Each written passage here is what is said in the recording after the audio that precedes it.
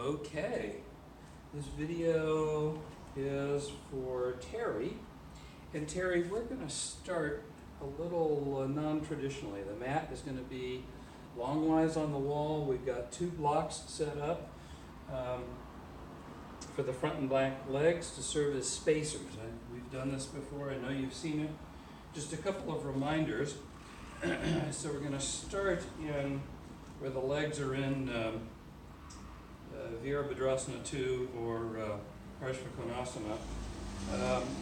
and so the rear heel, in this case my left heel here, is I'm working to ground this heel into the mat, and as I do that I can bend my right knee. Now notice right here my right knee is just above my right ankle.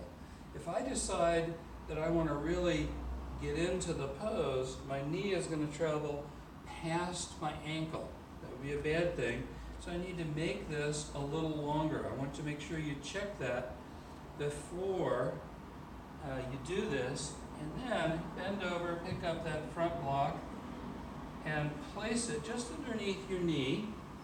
So now what I'm doing is I'm trapping that block against the wall, and I can raise both arms up, rounding the back left heel, opening the right knee away from the midline of the body, lifting the spine long, lifting the armpit chest up. Allow the shoulders to be broad and long. Change sides. So we'll just put the front block down, switch around, so now the front is the rear and the rear is the front. So same thing, I'm going to ground this right outer heel down into the mat. I'm going to bend my left knee. Now I've got the spacing right.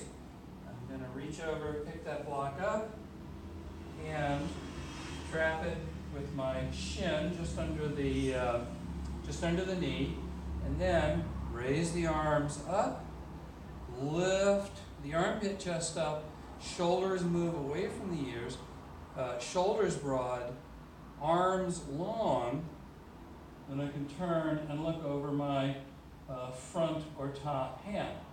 Okay, pose number 2, building on this same theme, we'll go back to our first side where the right foot is forward. Nice long stance.